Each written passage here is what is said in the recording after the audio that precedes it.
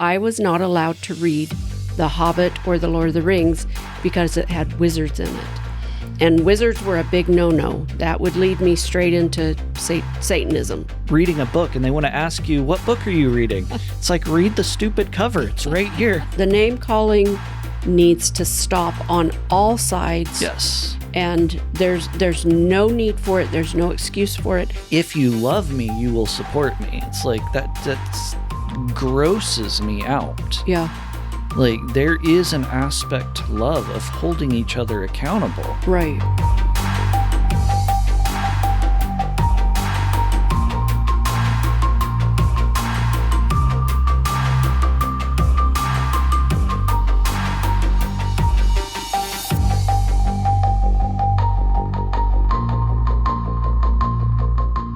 Hello, and welcome to the Brenton Peck podcast. Today, I'm joined by my mom, Debra Peck, again.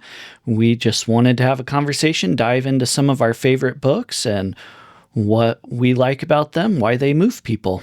Thanks for coming on again. Thanks for having me again. It's good to be here. Well, I was an avid reader growing up. I was talking to one of my friends and I realized I think I skipped a lot of the middle school books and jumped straight to adult books. Mm-hmm. I think it was age 8 I started reading Lord of the Rings. So I'm curious, why Lord of the Rings? Why was that so prominent? Because I know that's one that's meant a lot to you. Yes, that is actually my second favorite series of books is Lord of the Rings. For many years, it was my favorite. It's now my second favorite. But so there's a story behind that.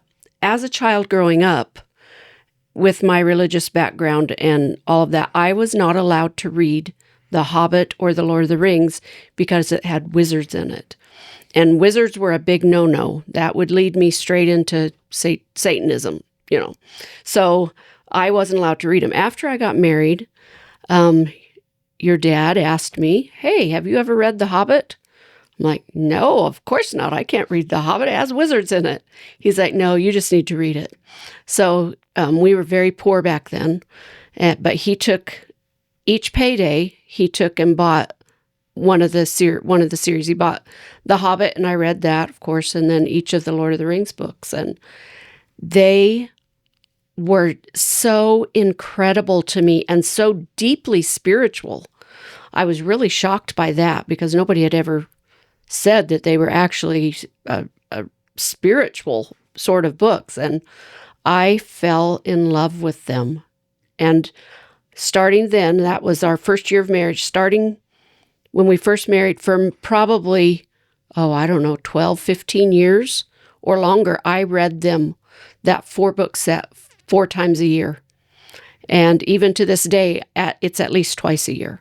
Usually now I listen to them on audiobook because I listen while I sew or do housework or whatever. But they just are deeply significant and a richness to them that really speaks to me. And the themes of redemption and hope in the midst of awful darkness just speak volumes and just invite you in and keep me coming back. I discover something new in them every single time I read them, which is, you'd think by now I would have them pretty much by heart. But there are things I notice in them that I'm like, I never noticed that before. That's really cool. And then a few years ago, probably 5 or 6, I found a group on Facebook that is all about the Lord of the Rings books. It's Middle Earth Theological Seminary or something like that.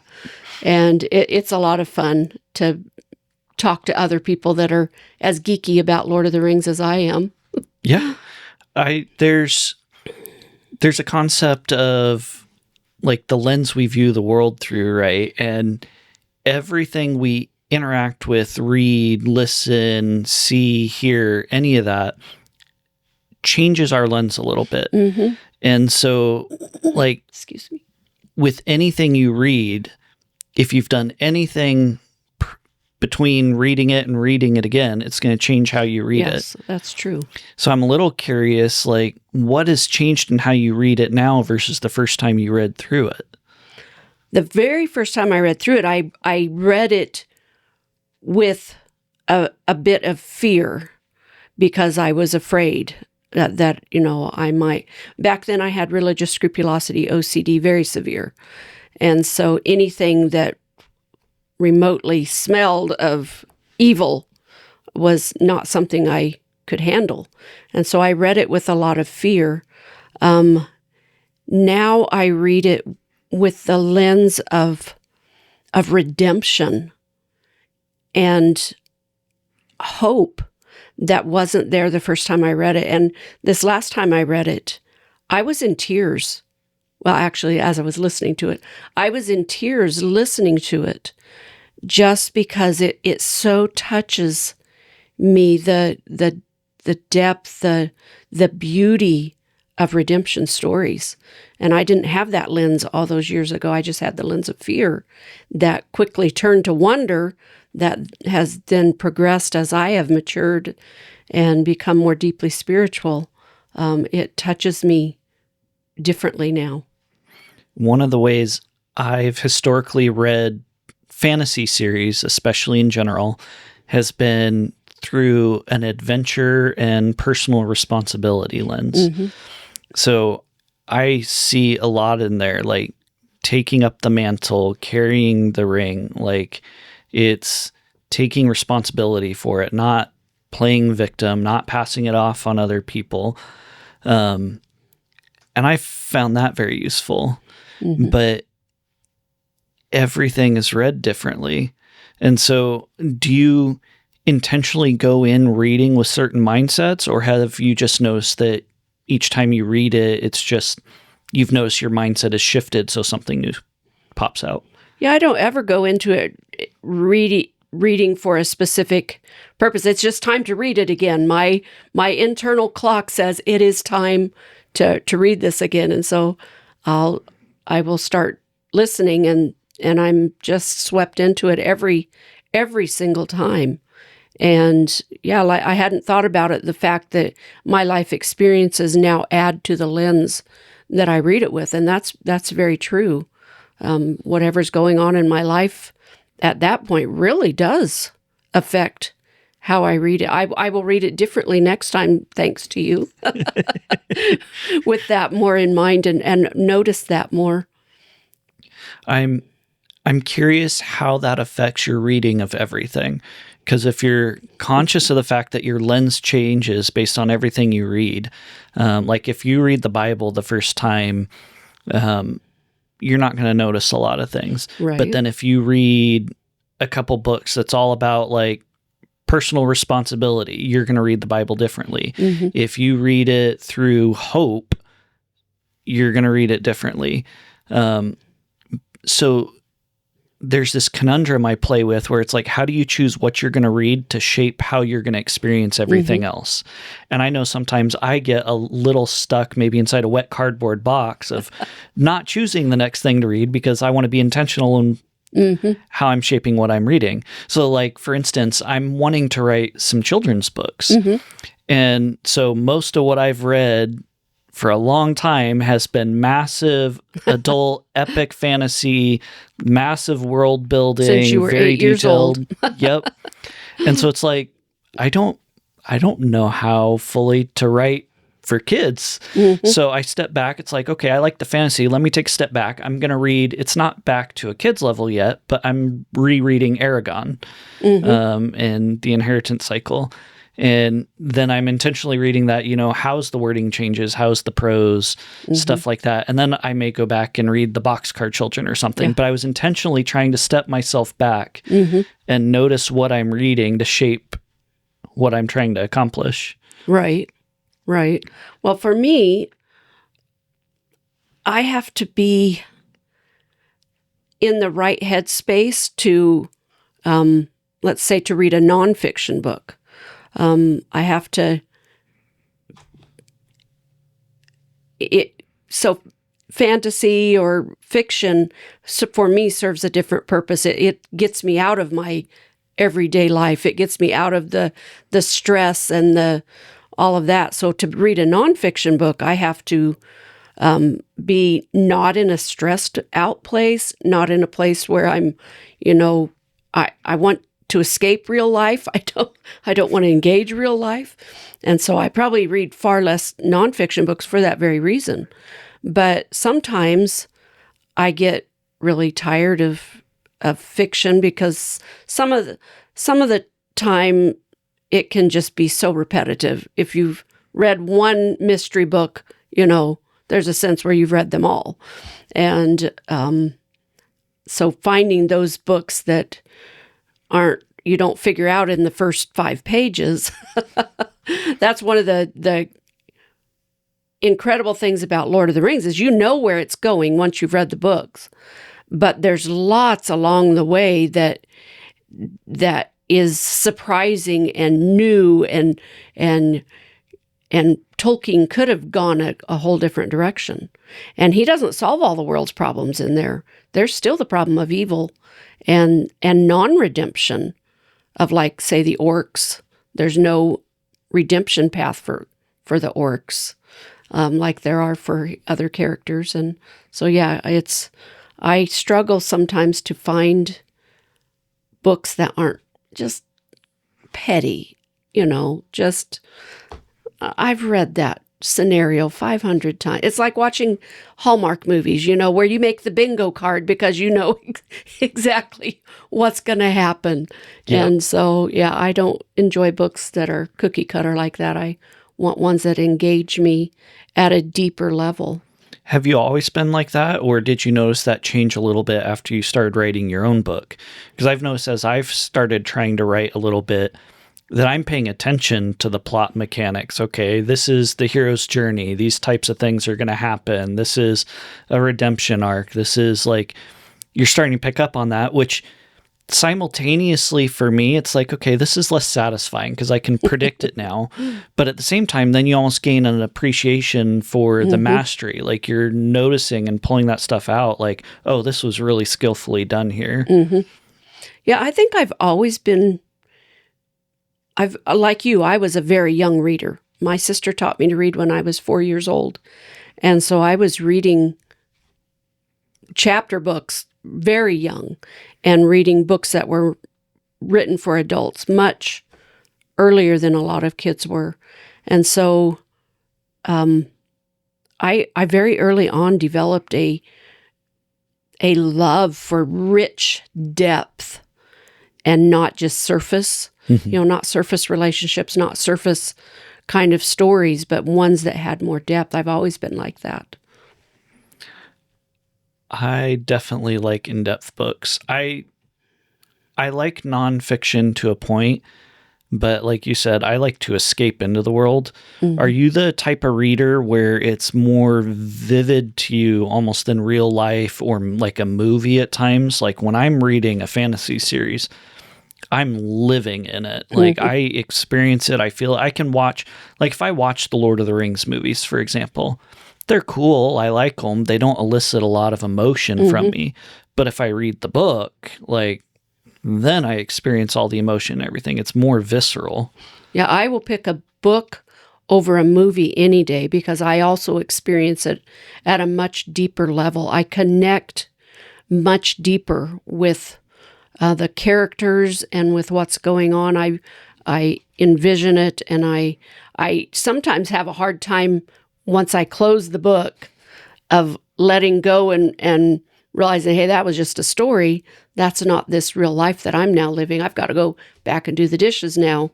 I don't get to, stay here in this party atmosphere after a grand adventure. And so, yeah, I get lost in my books. I stopped reading for a while because it became unhealthy for me because I was so obsessive about reading that I wouldn't drink, I would forget to do anything. But I enjoy it. I have to find intentional time because of being so immersed in it. I find it very frustrating to get interrupted. Like I need dedicated time. Oh, I remember you as a kid. Was I that way as a kid too? Oh, yes, always. You did not. Remember when that song came out? Don't you ever interrupt me when I'm reading a book? That was you, 100%. It's a weird stereotype, but everybody sees you reading a book and they want to ask you, what book are you reading? It's like, read the stupid cover. It's right here. Don't interrupt me. Yeah, I don't like to be interrupted when I'm reading a book either. I like to concentrate and live in it, which I never thought I would enjoy audiobooks. And I still don't like them as well as picking up a written book, but I find them helpful when I'm don't have time to read, but I'm sewing or I'm doing housework or whatever. I can turn on an audio, or if I'm driving in the car, I have started listening to audiobooks a lot. Yeah. I have a harder time following them because I'm very visual.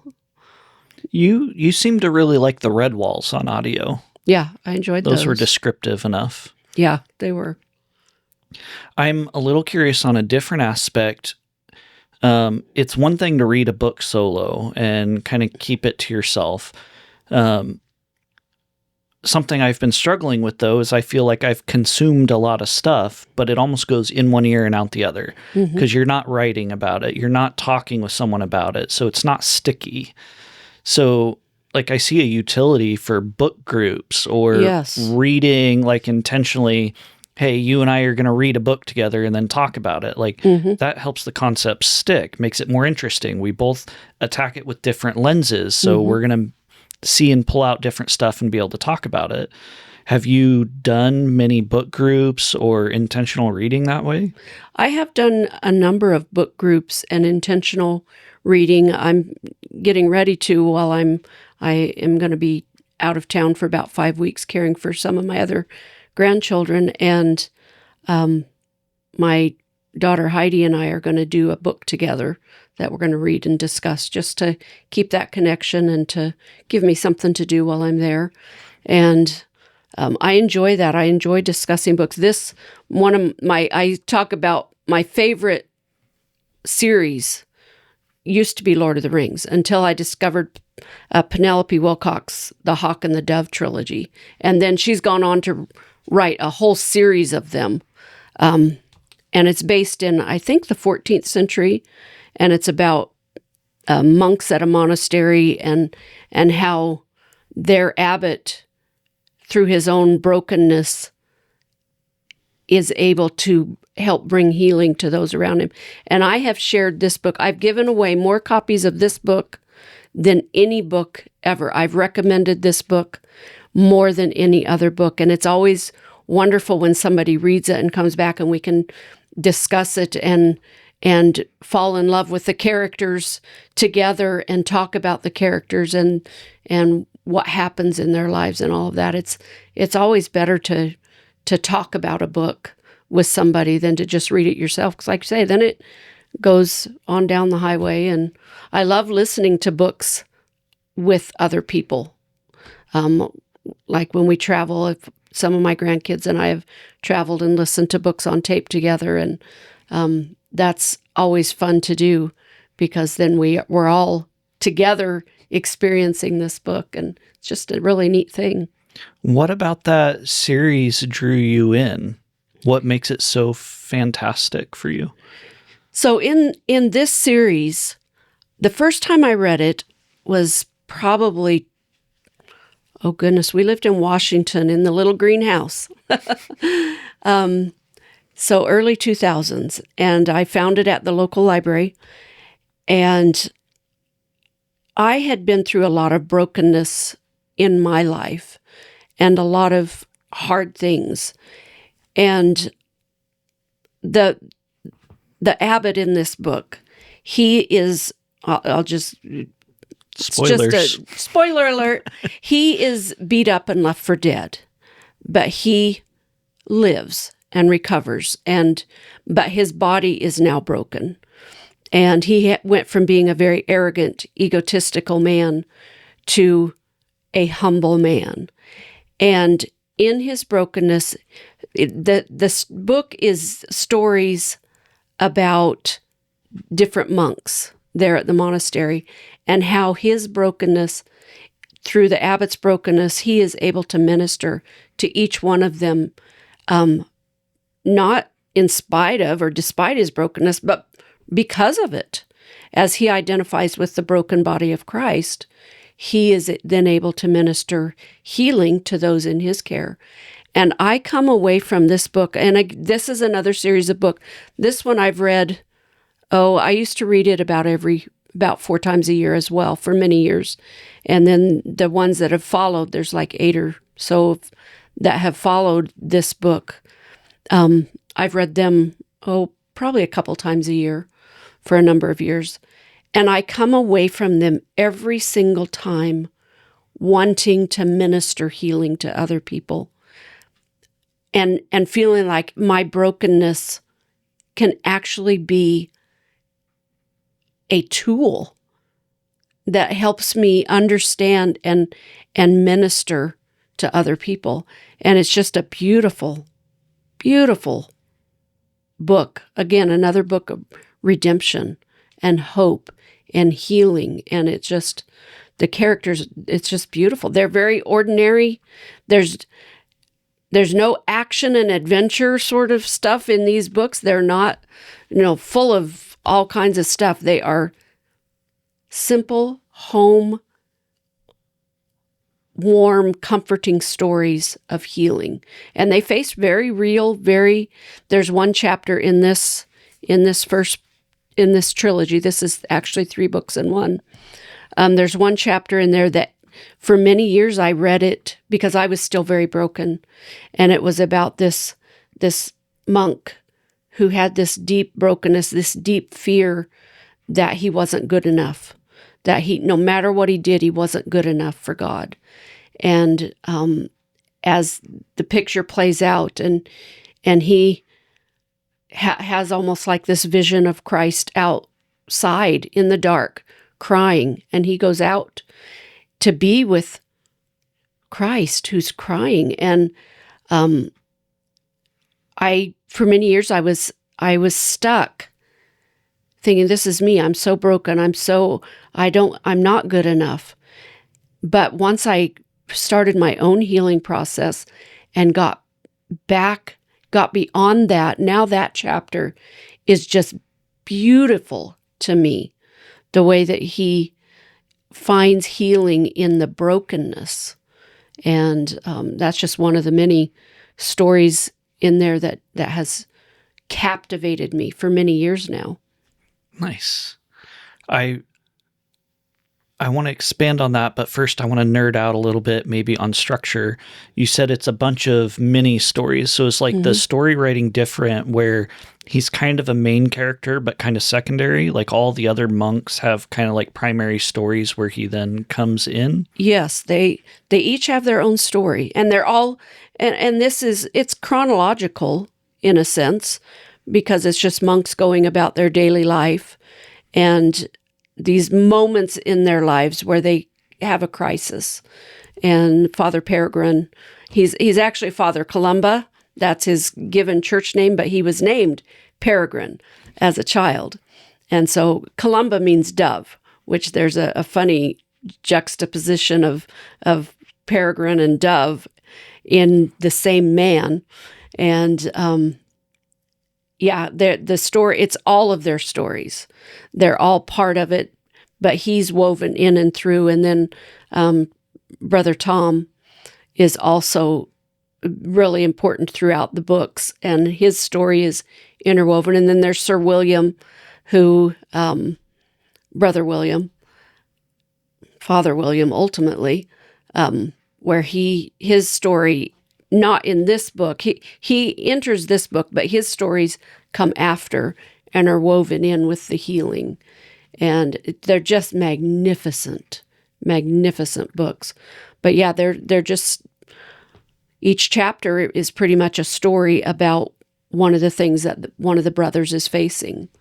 But it's all woven in this community. And you come away wishing, I wish I was part of a community like that.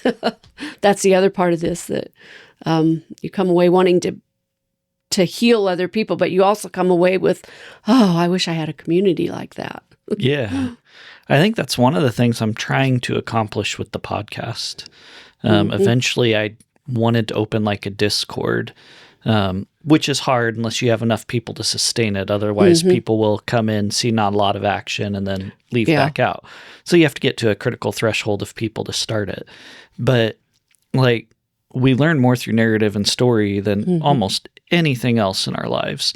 We are narrative-driven people. We see narratives in everything we do. If you're looking at politics, you assign a narrative to their intentions. If you're at church, you hear the sermon in a narrative. Like, everything we do is in terms of narratives and stories. So I find those types of books fascinating. I know I've mentioned this before, but like, one of the things that stuck with me for a long time that someone told me was the power of a story is not in the story itself, but in sharing it. And there's the second piece that I learned to that. And we share it to inspire others. Right. I think so many people don't realize that basically everyone who's out there helping people have their own story. And I wish people shared their stories more, because a lot of people don't. They hide behind their stories. They're ashamed of them. It's like, you don't realize the power your story has to inspire, give hope, help people. Right. Absolutely. Yeah, that's the power of his story, is his brokenness is the power, and his surviving that brokenness and coming to identify with the brokenness of Christ. And then if he didn't have that, his story, he was too arrogant and egotistical to minister to the needs of those under him.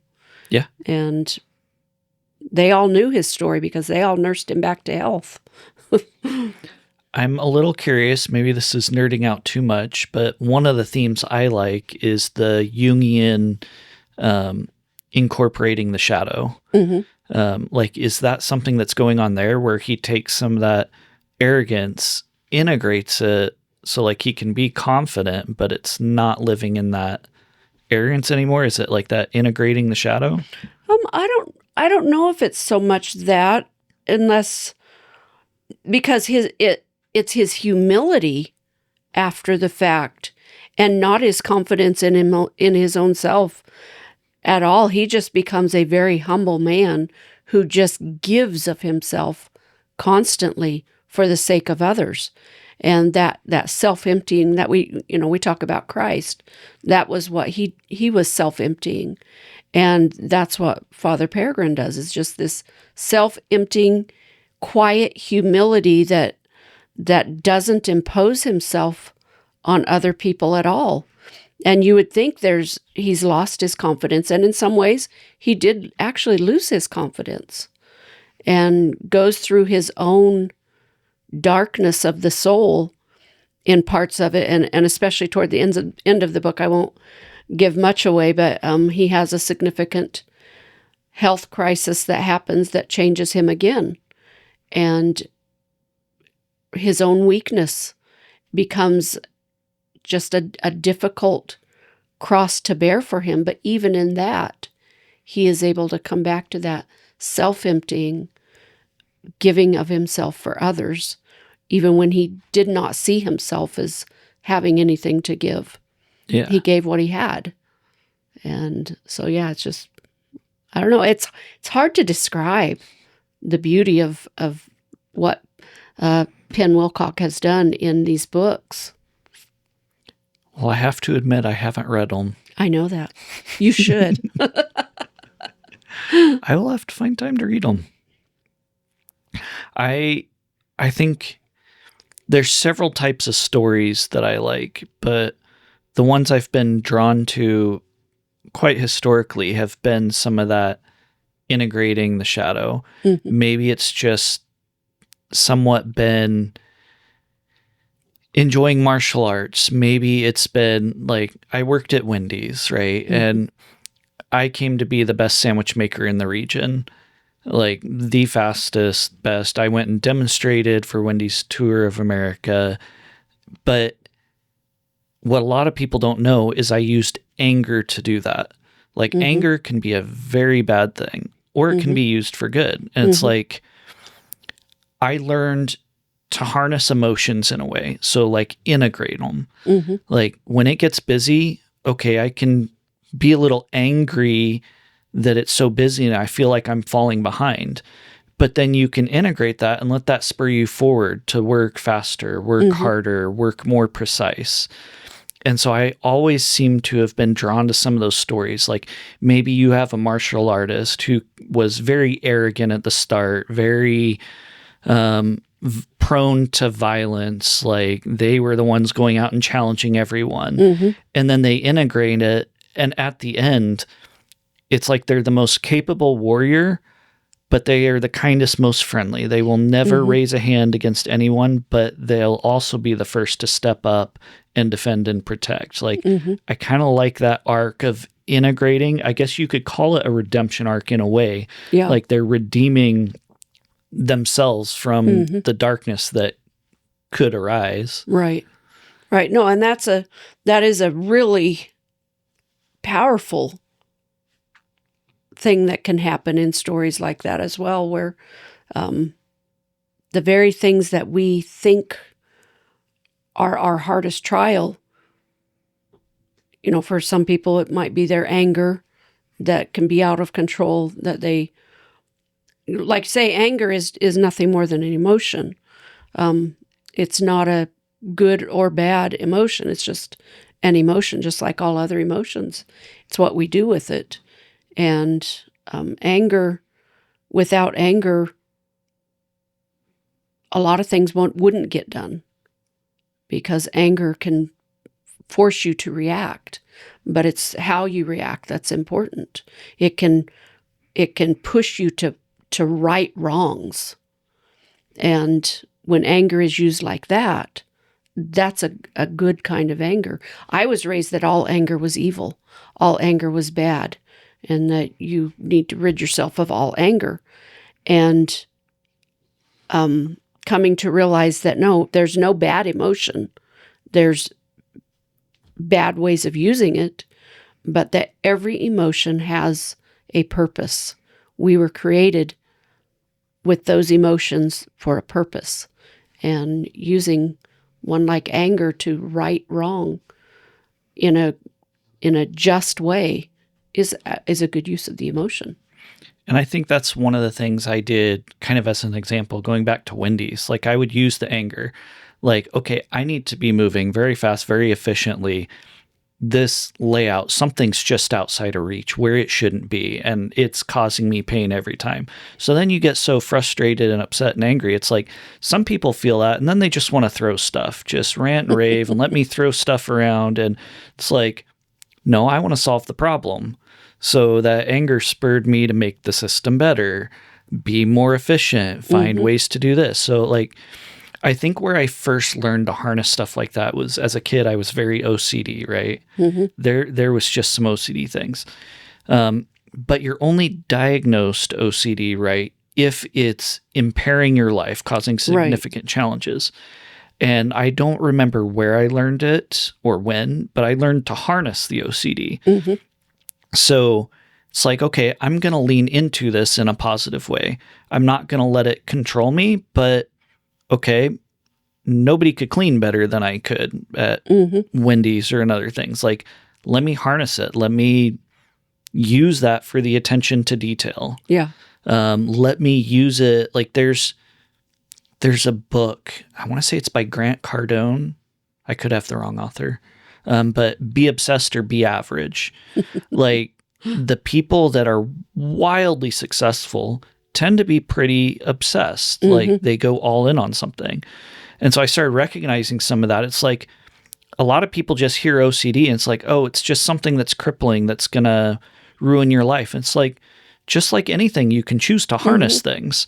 So let me figure out what this is good for. Let me apply it to that. And that's one of the reasons I think when something piques my interest, especially, I can be crazy successful with it because I can lean in like nobody else can. I can use that obsessive nature for that. I had learned to do that with anger. Like, okay, I'm angry. I'm not going to throw things around. I'm not going to flail around. What can I do to make this better? And I don't know. I like that integration arc. Yeah. Yeah. It's because throwing things accomplishes absolutely nothing but making things worse. Yep. Anger that's out of control just makes everything worse. But anger that's used or OCD that's used can make things better and can fix problems that are there. And yeah, it's so much better to take those things, take control of them, like you say, and use them to make life better, to make things better, as opposed to letting it rule you and making your life miserable. Yeah. Well, I mean, use the scrupulosity as an example. That can absolutely dominate your life. But that also gives you strengths that other people don't. You have a deeper knowledge of the Bible and theology than many, many people. And so you can give a lot of thoughtful insight, feedback, have those conversations. People can engage very deeply with you in that. So it's like, on the one hand, it can control your life. On the other, you have a lot you can contribute. Yeah, and also I can, a personality like mine, I'm very much a people pleaser, but with the scrupulosity, I won't cross certain lines to please people because I just can't because of the scrupulosity. And so that's also can be a good positive thing that I can use to my advantage when I would be tempted personality-wise to just give in. I don't. And it's not because I am a strong person inside that, no, it's because, that little OCD thing is kicking up. But I can use it in this instance, and it can be helpful. Yeah. Going back to like the lenses we talked about, I heard a phrase the other day, like in the Bible, nobody reads Judges the first time through. Like it's too deep. You have to have a lot of context and understanding before you can really dive into Judges, right? Judges is a difficult one. I think it was Lane and I were talking. It might have been the last episode.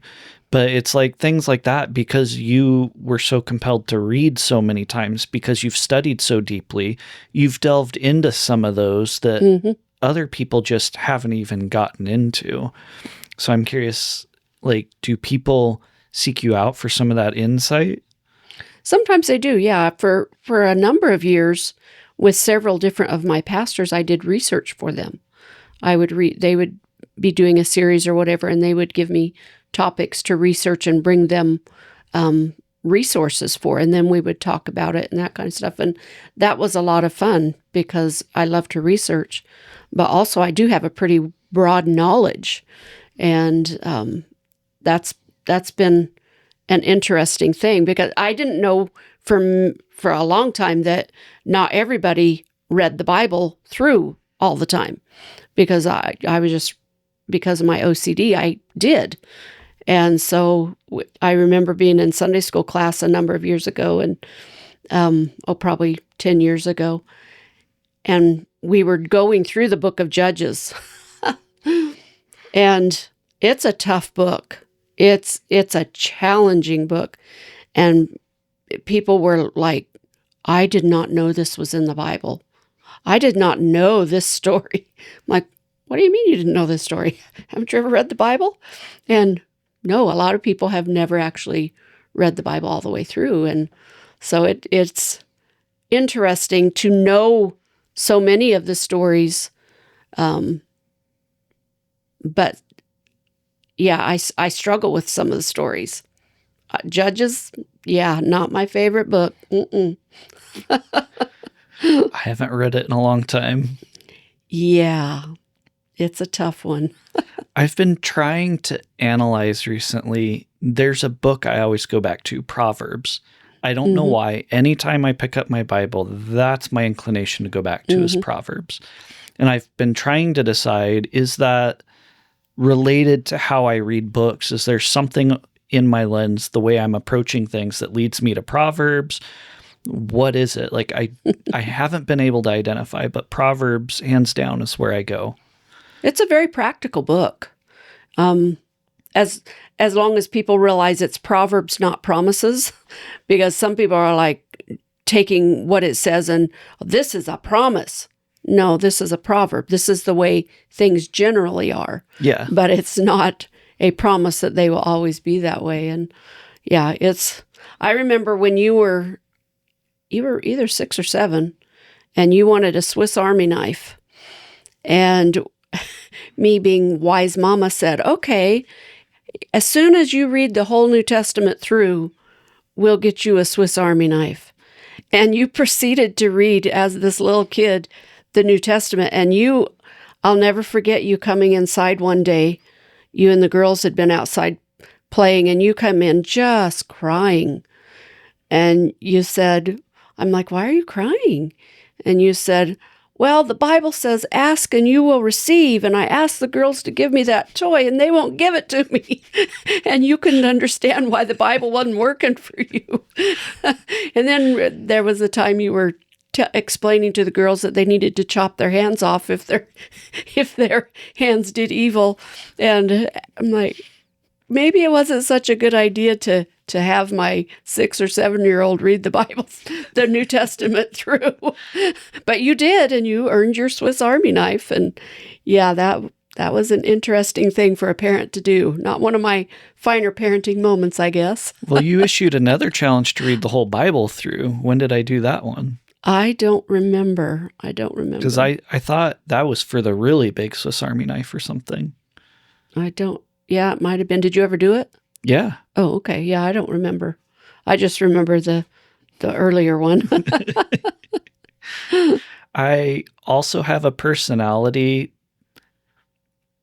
I'm very competitive. Mm-hmm. And that runs in our family. Yes. When challenges are issued. Yeah. So, if you say, like, if you read the Bible all the way through, okay, maybe I'll work for it. But then as soon as someone says, I don't think he can do it. Yeah. Oh, really? Watch me. Yeah. Yeah. You and your sister both have probably both of your sisters have a big measure of that as part of your personality. Yeah. I don't know. Someone challenged me recently to read the Bible through a different lens, and I hadn't thought about reading it intentionally through a lens. Mm-hmm. What book was it? Was it Luke? I was told read it as a love letter. Mm-hmm. And it's like I don't remember if it was Luke, but it was one of the Gospels. Read it intentionally as a love letter. Yeah, John, I think, is usually... Gospel of John is... Maybe it was John. Quite often is read through that lens. And it's like, I had never intentionally read anything in the Bible through a specific lens. Mm-hmm. But that started me thinking, like, do we need to read things more intentionally? And how does that fit with me just getting lost in what I'm reading? Yeah. Because, like I said, when I'm reading a book, I stop even seeing words on the page. Mm-hmm. Like, I'm literally transported into the world. I'm living it. I'm seeing it. I'm feeling it. Mm-hmm.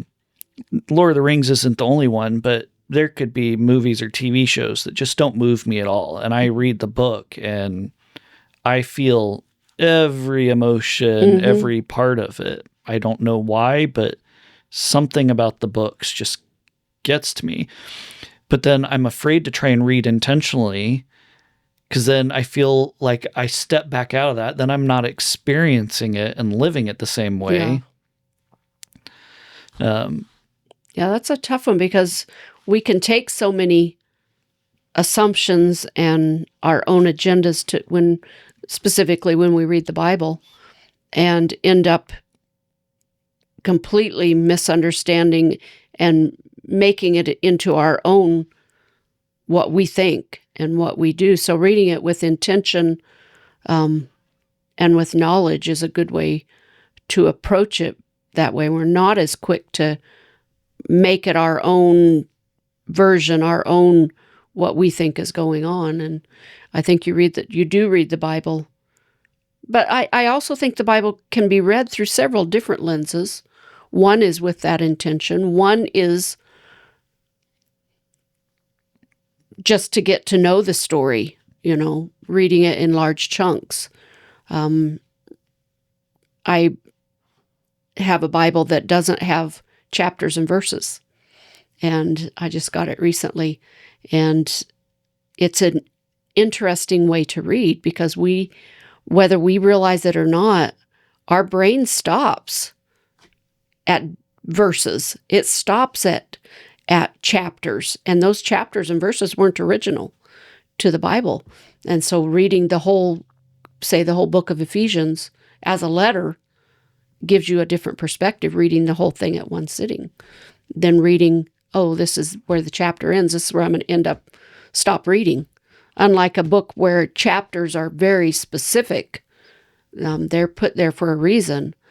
That's not the way it is with the Bible. And so it's been fun to read it without those markers that our brains are used to. Yeah. The Bible's interesting to me in a different way than a lot of our books, right? Because it was written over long, different periods of time. So there's a lot we don't understand contextually, culturally, of when it was written. And so to understand it, you almost have to study the cultures and contexts. Yes. And it takes much more intentionality than picking up a book that was written with known genre tropes and stuff that we just can lean on our understanding in that genre. I find it fascinating that translation is such a huge issue here too. Like, you pick up this book and it's in English. Like, I can understand it. It's not a translation of what someone wrote in, say, French that can convey concepts that aren't natural in English. Right. And so there's some of it where it's like, there's a lot that has just been lost completely in translation. The most obvious one to me is the word love.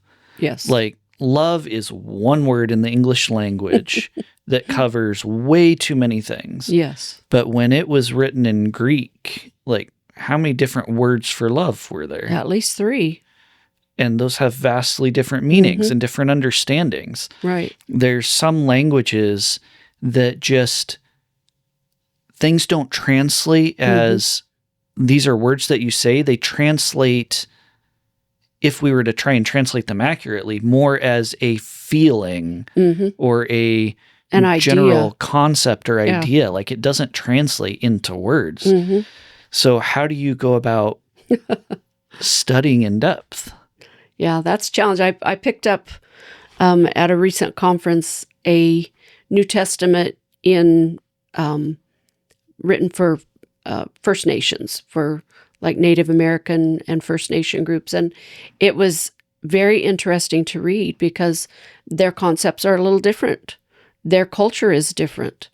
And I think of one of the obvious examples for us, the Lord is my shepherd, I shall not want, or Jesus as my shepherd. Not every culture has sheep or knows what sheep are. So how do you translate that in such a way that gives them the same idea of what that is conveying? And there are people that say, well, you can't, you shouldn't, it's, if the word is sheep, it has to be sheep. And I'll leave that for people that are more theologically trained than I am. But I do think there's a place for translating culturally to something that will make sense culturally. And again, I don't have the theological background to know how that works. But yeah, there's some books that will not work in other languages or in other cultures because there's just not the common threads there that make it translate. And I'm not talking about the Bible. I'm talking about, books too. Books, nonfiction, fiction books.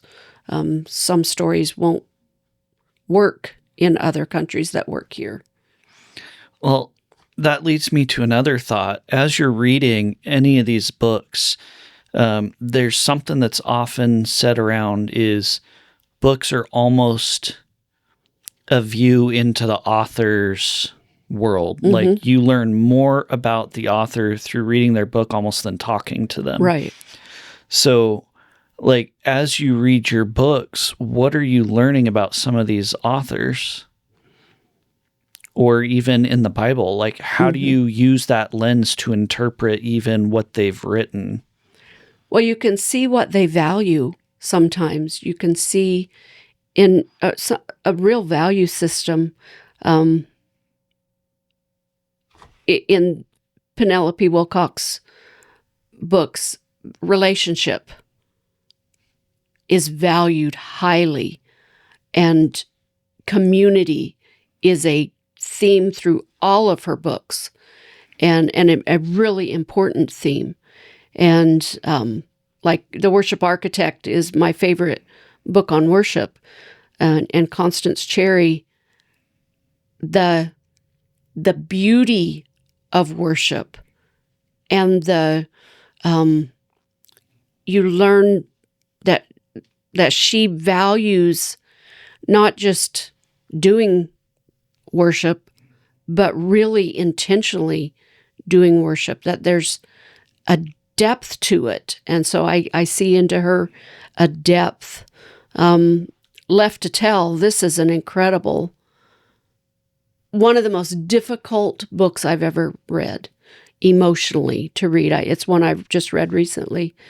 And I don't know for sure how you say her name, but Immaculée or something like that, is a survivor of the Rwandan genocide. And her story, this is her story of survival.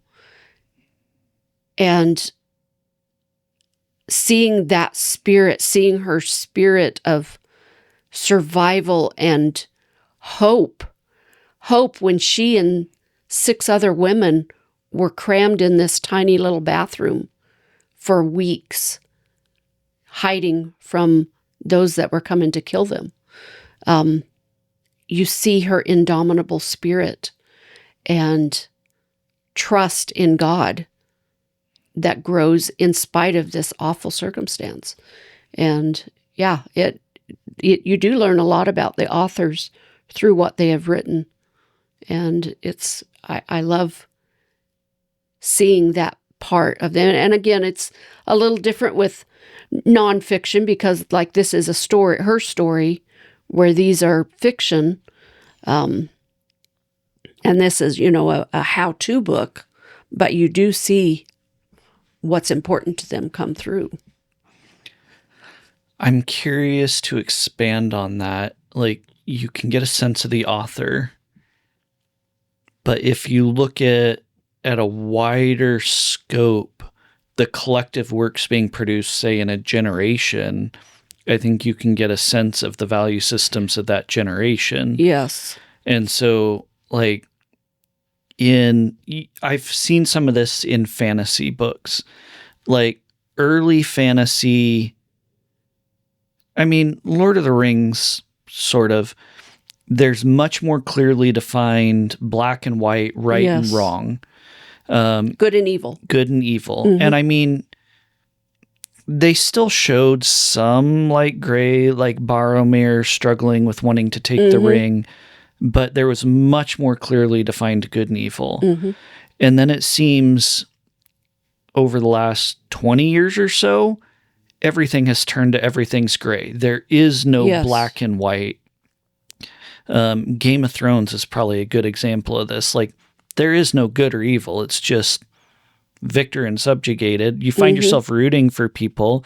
There's some hints kind of at morals, but at the end of the day, it's just, I'm going to take what I want. And so, like, I wonder what we can gain from looking at the collective works of what's being produced, not to make judgments, but I don't know how else to say it, to make judgments about the state of our moral, mental models.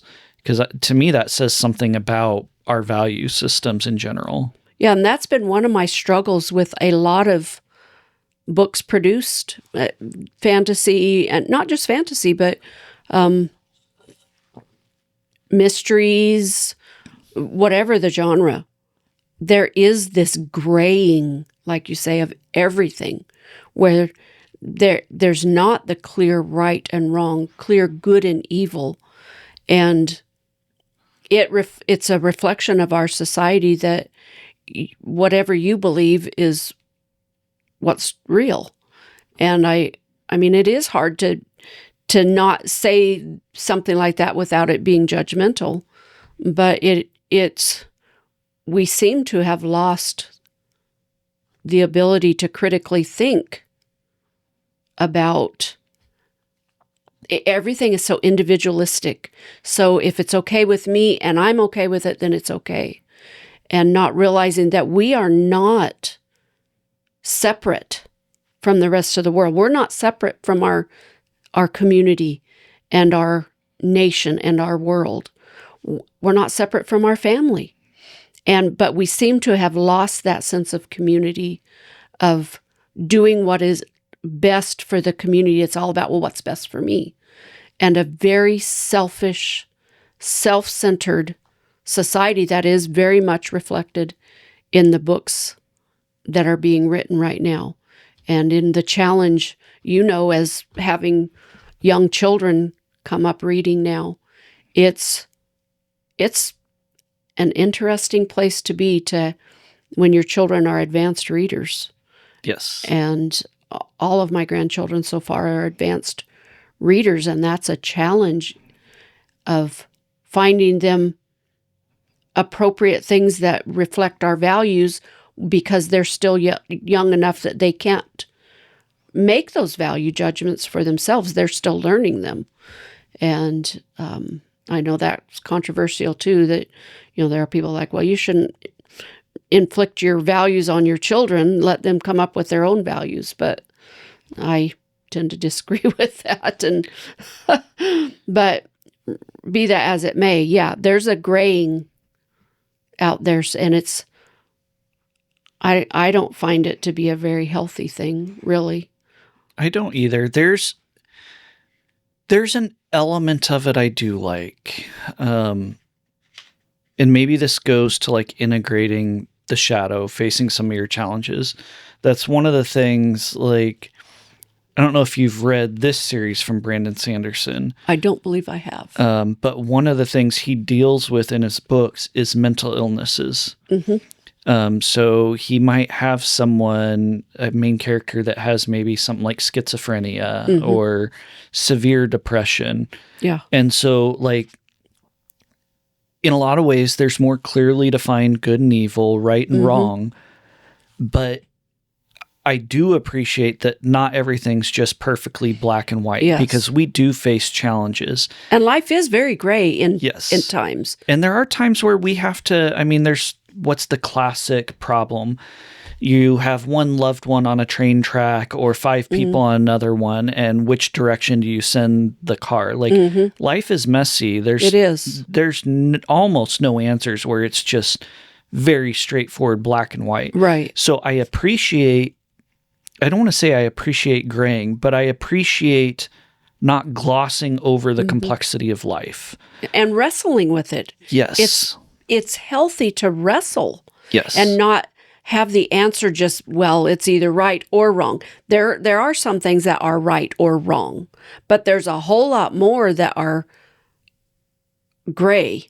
Yes. There is gray, and so I don't want to make it sound like there's not. No, but it's like today's context is gray for the sake of gray. Yes. It's not, there's good and evil, but also show that there's gray and wrestling and mm-hmm. struggling and personal challenge. It's like, it's just gray for the sake of gray because black and white don't exist. Yeah. Yeah. Because I having scrupulosity, I tend toward very black, white, right, wrong categories. And one of the hardest things for me has been dealing with the gray areas and realizing there's a whole lot more gray, but not gray for the sake of everybody gets to choose their own truth. Not that kind of gray, but the gray of either could be right, but what is best for this situation? Mm-hmm. What is best for what I need to do here? What is best in this community? And sometimes there's no right or wrong answer. But I think that's a far cry from there is no truth. There is, my truth, Yeah. I I think there's been a huge slate of there is no right or wrong. Like you said, it's just whatever I feel. And I know you said it's maybe controversial, but at least for Christians, I don't think it should be. Maybe it still is, but it absolutely should not be that, I'm sorry, there is objective truth. God is truth. If you're a Christian, like, you've got to accept God is truth. And so to me, that says, like, it's not wrong. Like, maybe you can't pass on every moral decision to your kid. Like, maybe people are, maybe your interpretation of God could be wrong. But fundamentally, as a parent, if you are a Christian, if you believe in God, I see it as a moral obligation. Yes. Like, I have to raise my kids with the right values. Yeah, I agree. We are responsible for raising our children with values, and then what they do with those as they become their own adult person, you're no longer responsible for. But yeah, I think there's so much that we do need to teach our children, and one that just comes to mind that has been really weighing on me a lot lately is, and it's one I feel like I didn't do a good job of really articulating with you guys, but that is that every person is made in the image of God. And so every single person needs treated with dignity, regardless, because they are made in the image of God. And I go back, this is one of the reasons why this book was really hard, Left to Tell, where she was a survivor of the Rwandan genocide. And both she and then several years ago now, I heard a survivor of the genocide speak in person at our church. His name was Prote. And I will never forget what he said. He said, "Do you want to know how the Rwandan genocide started?" And Immaculée said the same thing. Do you want to know how it started? Started with name calling. One side started calling the other cockroaches. And once you dehumanize, then you can destroy. And the one of the slogans that went around was, well, they're just cockroaches. And what do you do to cockroaches? You kill them. I have become extremely intolerant of name calling at any level. If I had it to do over again as a parent, I would never allow my children to call each other names or to belittle another person. And I would talk a lot about every person being made in the image of God. And we see it at the highest levels right now. All sides. It doesn't matter what side of the political or religious spectrum you're on, they're all calling each other names and dehumanizing each other, because if you can make somebody small, then you can kill them. You can treat them however you want. And we've got to do better than that. We have to be better than that. And a book like this calls us to that and reminds us, when you dehumanize another person, you actually dehumanize yourself. Yeah. And it's a powerful reminder. And I know that took a really serious turn, but... No, I agree with it. I don't want to get too far into politics, but like, that's something I've noticed a lot recently. You hear a lot of people referencing, like, they're not lowering the temperature, they're raising the temperature. And it's like, both sides have done this, but the phrases that get thrown around a lot anymore are, if someone disagrees with you, they're just a bigot or a racist or a Nazi or whatever it is. And you're categorizing when you say those words, you're categorizing someone as something that needs to be stamped out, just kind Right. of like the cockroach. Yeah. You can't call someone a Nazi for forever. Like, what did the Nazis do to the world? Like, you hear that, you see that. It's not just, oh, this is a bug that's annoying. Like, when you call someone a Nazi for forever, the guttural response of people is, that is incredibly dangerous. This has to be stopped. This is the end of the world type thing. And so you do that forever, you're going to expect riots. You're going to expect violence. Like, everybody needs to stop calling everybody names. Yes. The name calling needs to stop on all sides. Yes. And there's no need for it. There's no excuse for it. And words that used to have meaning Have no meaning. they don't have any meaning anymore. And so they need to stop being used. I have said lately, and it's a rather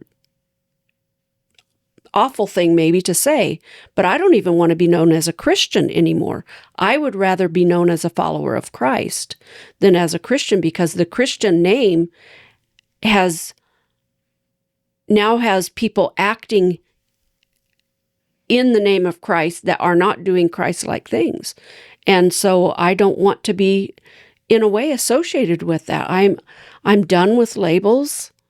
I'm done with the name calling, and it starts in our own homes. I think if there's anything that people can do to make even a little bit of change, is to start in your own home and in your own life, saying, I will not call another person a name that is degrading or dehumanizing.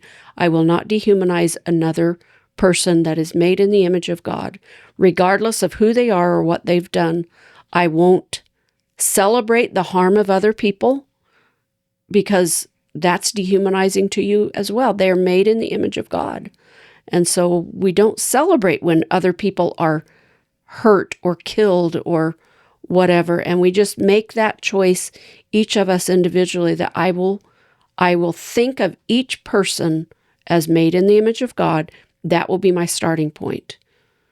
And then, yes, we have to deal with how people don't act in accordance with the way that they should, and we have to do that. But we do it always with the thought in mind, they are a person made in the image of God. That's first. And then it will stop some of the dehumanizing that, like you say, leads to killing people. If they truly are whatever they are, then they deserve to die. Well, then somebody, especially the mentally ill, will feel a need to do something about it. If that person really is this awful, say, Nazi, they will feel like they have to do something about it. Almost an obligation. Almost a an moral obligation, duty. a moral duty. And that's where we've arrived. And it's a scary thing. We need to go back to, especially as Christians, recognizing the image of God in each individual and stopping the name calling, starting with ourselves, with our children, calling our fellow Christians out when they do dehumanizing behavior.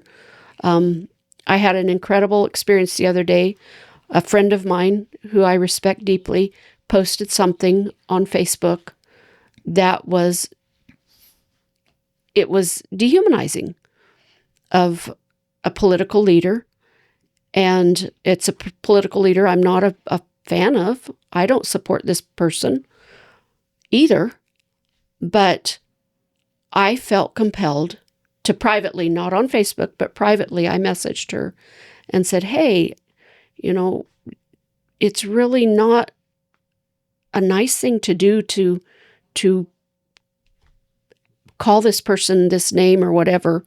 I don't remember exactly what it was, whether it was a name or just a depiction of them in a very derogatory way. I said, that's not really what we as Christians should be doing.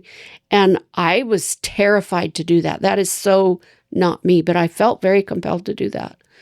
And she wrote me back and thanked me and said, "You're right. I meant it funny, but I see where it isn't that funny. I can see where it can be taken as dehumanizing." And she took it down. And I see that as a very positive thing. You know, I've heard so much over the years, well, the people in Islam, if the radicals are doing awful things in the name of Islam, then other Islamic people need to be calling them out. But yet we as Christians don't do that same thing and call out fellow Christians when they are doing dehumanizing behavior. And I think that's something where we have to take more responsibility for that, not just in political realm, but in religious circles. There's a lot of dehumanizing and among religious against other religious, you know? Yeah. And there's really no need for it. You know, I think I got it from Dad, but one of the lenses I read the Bible through and have for a long time is, I coined a term, it's not a salvation issue.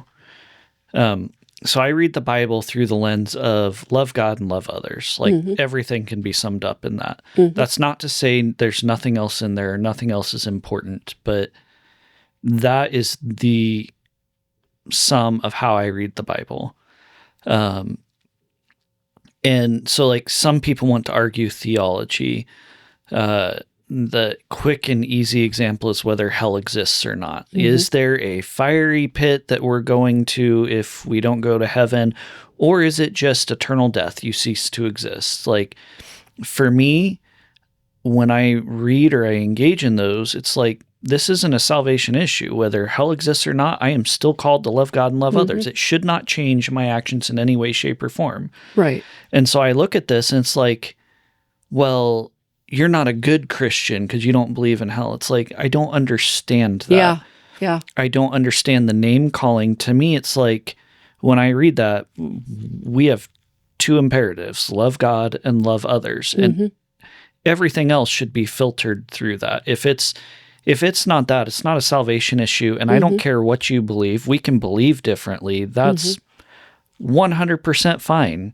The other one that trips everybody up is the 7-day creation versus evolution. It's like, if God chose to evolve us from apes and then give us a soul, or if he just literal 7-day creation, again, does not change how I was called to act. Love God and love others. Right. So it's interesting to talk about, but for people to just vehemently say, well, you're not a true Christian, like, well, again, then we're kind of, maybe a weird use of the term as a name, but demonizing people. We're literally making them out to be evil. Right. By saying this. And it's like, I view that name calling through that same lens. Like, to call someone a Nazi, how is that loving them, loving people around us, loving God? Like, but it seems more and more of late, that's what we've descended into.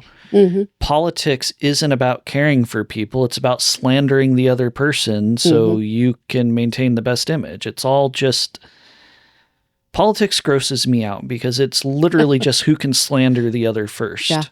Yeah. It's I don't enjoy politics at all because it's just ugliness.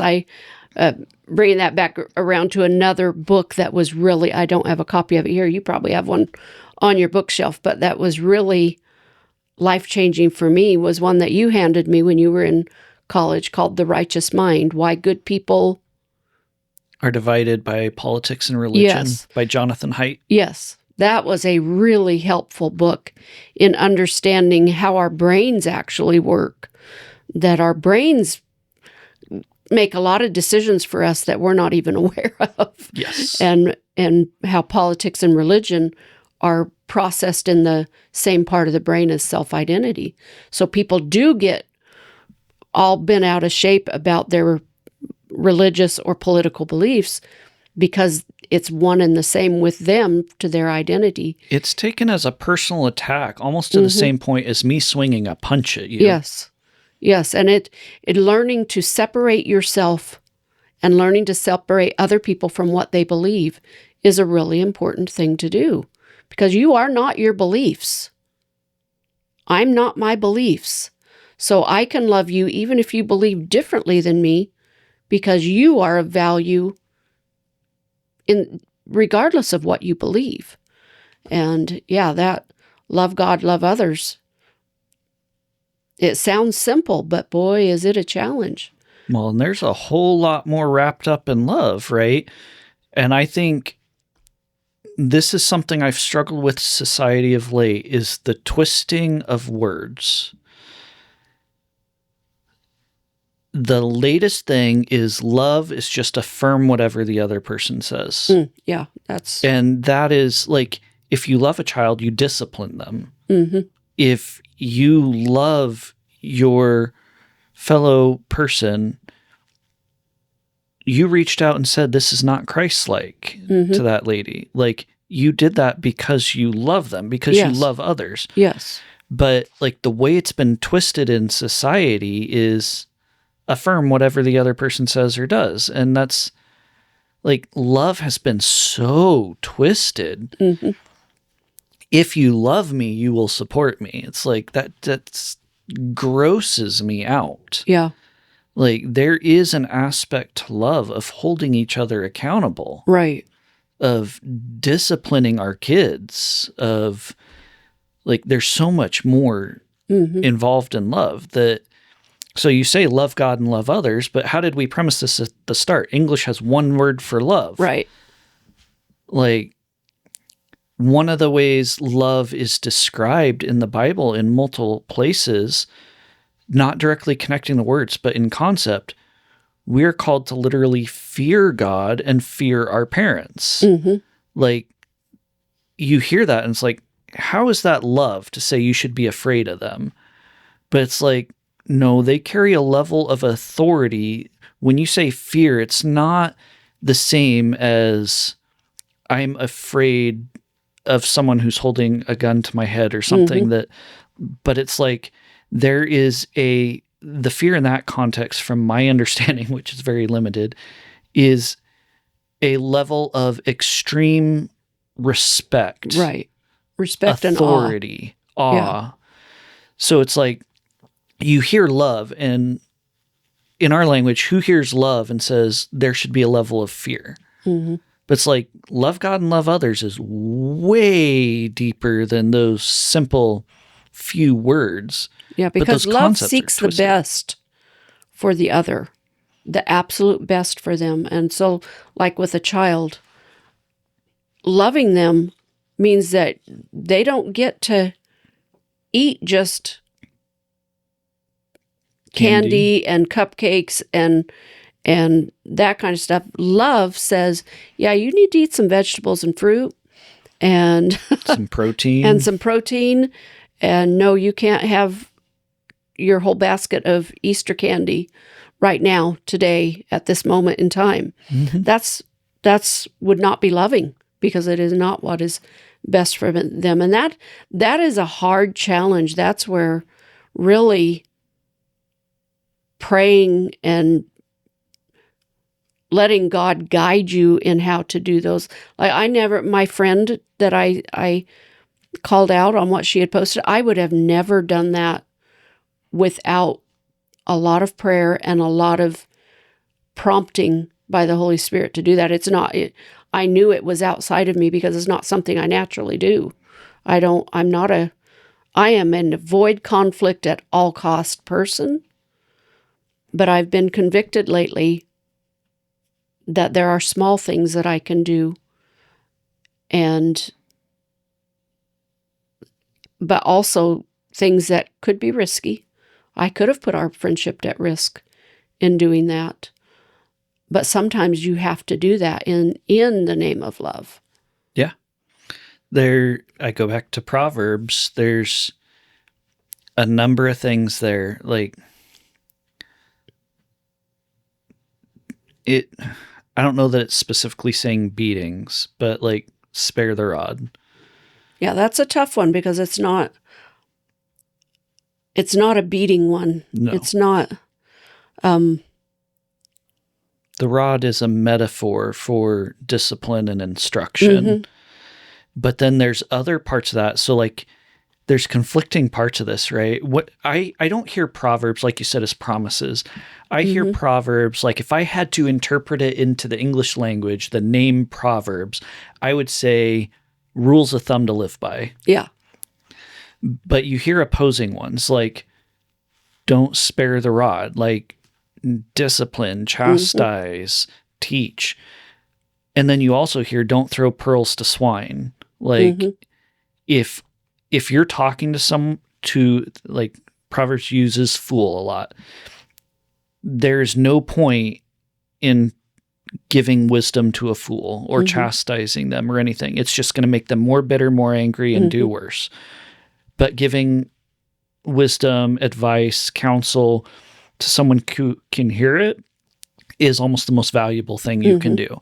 So like you hear some of that, and it's like, how do you balance that? Because there's a lot of people that's like really need that message. You shouldn't have posted that. But a vast majority of, I don't want to say vast majority of people, there's a large group of people that would just embolden them, make them more angry, and them more likely to post stuff. Like you're better off not saying something or unfriend you. Yeah. But then you have the friend you reached out to, and like that was received well by someone that wants to do better. Like that was a valuable thing to do. But I don't know. Proverbs has a lot of those almost seemingly opposing things to weigh out. Yeah, it's not easy. Proverbs is not an easy book in a lot of ways. The wisdom is there. Go to the ant, you sluggard, and learn its ways. It puts away for the winter. But then other places it talks about the vanity of doing that. But there's also different ways to interpret that. Ants work as a team, a they community. Do. Right. In whole. Yeah, there's a lot of layers. A lot of layers to it. And like I say, love is not always easy, and discernment and knowledge and wisdom are hard fought for sometimes. Yes. And I hope as an individual that someone would be able to say to me, hey, you should not have posted that. I think I want to have the humility and the meekness, the teachability for others to call me out when I'm not acting in a Christ-like manner. But it's a scary thing to do. Yes. I think maybe one of the funny reasons I liked Proverbs at the start just occurred to me. You wouldn't even let us say bywords growing up. Yeah. And so it's like, find any way we can say those legally, not legally, but legally justified in the right way. So like we weren't allowed to say stupid. So let me find stupid in the Bible. So he who loves discipline loves knowledge, but he who hates correction is stupid. Proverbs 12:1. I actually found that scripture for you. Yeah. And gave it to you to learn for our pastor at our church would give the kids a piece of candy on Sunday nights if they quoted a scripture for him. So I got to say stupid. And Brenton got to say stupid. Yep. And then there was other funny ones that I just enjoyed prodding people with. Better to live on the corner of a rooftop than in a house with a quarrelsome wife. Yeah. You say that one to your wife, don't you? I value my life. Yes, exactly. No, there's no threat there whatsoever, but said in humor. Yeah, exactly. But I am curious, like bringing back to the books, you brought a collection of these, but considering like my view that we learn more through story and narrative, that it seems like a lot of the narrative has shifted so much. You've written one book. Have you considered writing another? Like, does this change your view on how to approach this on like with your scrupulosity and depth of study of the Bible and all these things? Have you considered writing your own Bible study guide or I'm blanking on the term right now, concordance or Yeah, I don't have the knowledge to write something at that level. I do have some books that are tumbling around in my brain that I'm thinking of writing if I can ever get any to fully come into focus. One that I'm really interested in writing about is corporate worship and how that can form us as individuals. I was raised that, well, you're not worshiping well on Sunday because you're not worshiping well at home during the week. And I actually think it's the opposite. I think you don't worship well at home during the week because you're not worshiping well on Sunday or whatever day that you attend your worship services. And I think there's a lot that we can learn from that. And I've been thinking of writing a book about that. I've been actually thinking about writing a children's book about that at their level of why we do what we do in corporate worship. And that's a couple that are floating around in my brain. And did some of the corporate worship ideas and worship in general come from books you read? I think the most influential but most influential thing that I saw towards your views on worship came from a specific pastor we had, not from books. Yes, Pastor Todd Faring was our worship pastor years ago, and he's the one that really first turned me on to worship and in the depth of worship. And he's actually the one that recommended this book when it first came out, called The Worship Architect by Constance Cherry. And that one was really life-changing for me in understanding more the depth that everything we do at church has a reason. And the whole idea that the whole corporate worship service is a conversation between God and us, and that it's God who has invited us there to meet with God, not the other way around. We don't get to church and start begging God to come and meet with us. God is already there, having invited us, and the whole service should be built around that model of conversation. God initiates, we respond. God speaks, we respond. God speaks, we respond. And the whole service built around that idea was really transformative for me in my own private worship. One of the things that I would talk about if I ever do write a book is my experience of the call to worship. So I thought a call to worship was calling God to come and meet us and us to, come and let's get going. No, a call to worship is us being reminded that God has called us to come and worship. And I started doing that. I did that as a discipline in my private devotions for probably 6 months or so, where I specifically did a call to worship. Before I would do it as scripture that's, like, come unto me, all you who are weary and heavy burdened, I will give you rest. Come all who are thirsty. I would pick a scripture that was God speaking to us and start my private devotional time with that. And that really transformed the whole way I pray, and just to where I acknowledge God's presence first and don't feel I have to beg God to come and meet with me. God's already there. And it was Todd Faring that really helped push that. And then he pushed me toward that book. And then You Are What You Love is another one by James K.A. Smith that Scott Daniels, when he was my pastor, would talk about this book a lot, because you are what you love. Your worship will reflect what kind of God you believe in.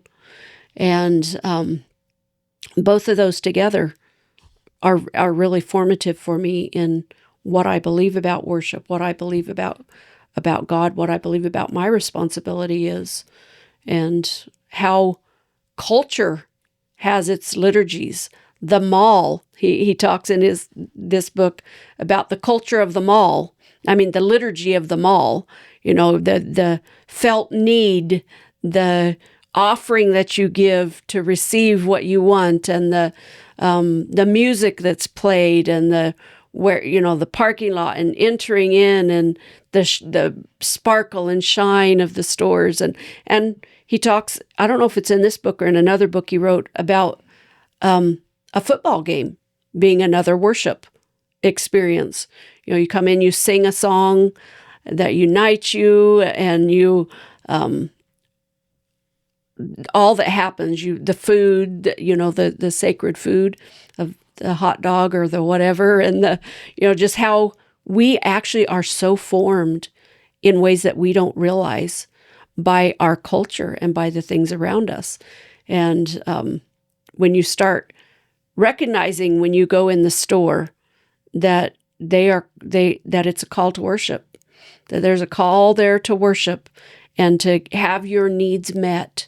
They put a felt need there for you, and then they provide the means to meet that need, and how all of life is structured that way. And when you start noticing it, it's really interesting, and also enriches how you interact with your corporate worship at church. Yeah, I can see all that. I think I'm curious your take on something I took away from Pastor Todd. I've thought about this for a long time. You've given far more thought than I have, but the thing that stuck out to me most was his approach to communion. Mm-hmm. And I think to a degree, this also extended to our church in Arizona that built on this for me. It first stems from, we're not calling God to worship. God's calling us to worship. And I hear that out of wherever 2 or 3 or whatever it is or more gathered in my name, there I am with them. Right. To me, what I hear in that is the value is placed on relationship with others, relationship with God. Communion to me wasn't just partake of a foam wafer and a little juice cup. It was symbolic of the meal they actually ate, but even more than that, it was the meal that they ate together. So to me, I'm almost annoyed by communion the way we do it. I hate the wafers. I hate the little juice cups. To me, communion should be a potluck, us gathering together intentionally. Communion is experienced differently for me since Pastor Todd. It should be more than just a symbol. It should be something we act out. We're called to relationship. When I hear some of the corporate worship, it's like, okay, he said, when several are gathered in my name, then I am with them. That's like, I am with you most when you are in relation with each other and me. It goes back to love God and love others. We're called to relationship. And I think that's something that frustrates me about a lot of churches is it's show up on Sunday, don't do anything with other people, sit in your own pew or chair by yourself, don't talk to anybody, get up, the most you do together is maybe sing together, and then you go home and don't talk to anybody. And that's only if you like the song. Yeah. This is one thing I actually deeply admire about the LDS church is they intentionally build communities. Their wards where they go is their local. It's not just go off to wherever. They walk through life together. They build those relationships. They hold each other accountable. They are more intentional with their relationships. Well, Jesus even says, when his mother and his brothers came to get him, and he makes a statement, who are my mother and my brothers? That's those who obey me. And in a sense, elevating our church community family above our blood relationships. And I have found that to be true, especially as we moved around with the military. Our church was our family. And communion, so the way that I was raised with communion was very unhealthy. It was an individualistic thing where I had to search my heart good and strong to make sure there was nothing unworthy in me, or else I might die if I received communion. Only it was if I took communion. Well, you don't take anything from God. You receive. So we receive communion. But communion is communal. It's not me and Jesus. It's this community that I'm with. And if my relationship with you is not what it should be, then my relationship with God is also not where it should be. And so coming together in communion means I am taking care of this relationship. In a more liturgical sort of service, you do a time of confession and receiving forgiveness before you partake. And you do that, and then you have a fellowship time, a passing of the peace time, and making sure this relationship is good before you do this relationship. And it was Todd Faring that totally changed my view of communion, because I was raised to fear it. I had never had it any other way but a communion wafer and a cup. I had never taken by intinction or received by intinction. And I'll never forget that first time when we were at Mountain Home, Church of the Nazarene, and we had communion by intinction. We went forward, and I had finally reached a point with my scrupulosity where I felt like I was okay to go ahead and receive communion, that I didn't have to be perfect to receive communion. So that took me a lot of years to reach that point. But I went forward to receive, and I'll never forget Pastor, I don't remember if it was Pastor Todd or Pastor Mike that Sunday, but they took the bread, they broke it from a common loaf. He said my name, Debbie, looked me in the eye and smiled. Debbie, the body of Christ broken for you. And then held the cup up, the blood of Christ shed for you. And it was the first time I experienced communion as a means of grace, and experienced the joy of it. And the bread was a homemade bread recipe that Pastor Todd had made, and it was sweet. And so you dipped it in the cup and you partook. And the first thing that went through my mind when I did that was, oh, taste and see that the Lord is good. It wasn't how am I going to get this cardboard styrofoam wafer down? It was, oh, taste and see that the Lord is good. And I experienced it as a means of grace. And I've been passionate about it ever since. In every church I've attended for the last 15 years, I have made that same bread and shared it where we are. And it's a powerful thing to me now, but it is not me and Jesus. It's communal and beautiful and a means of grace. Yeah. It's not about me. It's about Jesus and what he's done for me. And it's just, and a potluck is not a bad way to do it in one sense. It's hard logistically if you want to do it every Sunday to do it as part of a church service like that. But I prefer to receive communion every week. Every service I'm at, I want to receive communion. Not every church does that. And some churches are really offended by that, which I don't quite get. But for me, if I am in a service that doesn't do that, I miss that. Because that in this, I didn't bring the particular one, but in one of the books that Penelope Wilcock wrote, it's called Remember Me. And she, the abbot in the book is teaching the young monks to be about the Eucharist or about the communion meal. And he talks about how remember, on many of our tables up front, it says, remember me, or in remembrance of me. That was what Jesus said, do it in remembrance of me. And he said, remembering is the opposite of dismembering. So Christ's body was broken apart. But when we come together as one body, because Christ called us his body, Paul talks about we are the body of Christ, and Christ is our head. When we come together as one body, we are, in a sense, remembering, putting together that body of Christ and partaking together as one body in communion. I just find that an absolutely beautiful picture of what it's supposed to be like. Yeah. And what corporate worship isn't me and Jesus having a fine time, because I can do that at home during my personal devotions.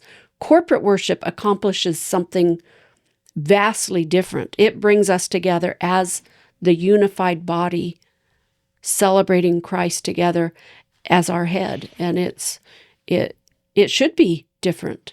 Well, and people should be able to understand that to a degree. Like, you hear that about the church, and some people are like, I don't understand that.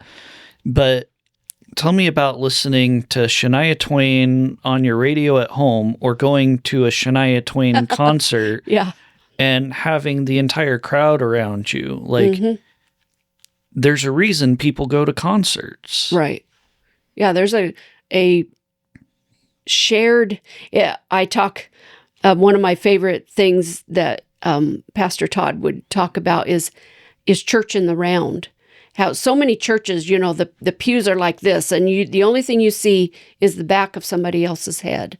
But there are churches that kind of circle around a bit, and where you see the faces of other worshipers. And there's, to me, such value in when you're singing about the faithfulness of God, and you look over and you see that person over there who has just gone through a horrible circumstance, but has kept their faith in God and are singing that song about God's faithfulness just with this glow on their face, that enhances your worship with each other. When you're sharing in that, there's a beauty there that never happens when you're just facing the back of somebody's head.